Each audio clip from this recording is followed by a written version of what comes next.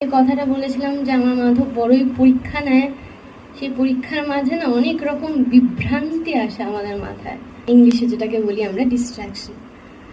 অনেক রকমের বাধা বিপত্তি আসে। ভক্ত হওয়া অত সহজ নয়, অনেক কঠিন। এবং সেই ভক্ত হওয়ার পথ দিয়ে যাওয়ার সময় ভুল করে বসি। তখন অর্জুন বলে যে তুমি তো ওনাদের হাতের গোবিন্দ, তুমি তো জানো সব যে কে ভুল করছে কে ঠিক করছে, তাহলে তুমি কেন সেখানে দাঁড়াও না? তুমি কেন সেখানে এসে বলো না যে তুই ভুল করছিস, থেমে যা, এটা ঠিক নয়?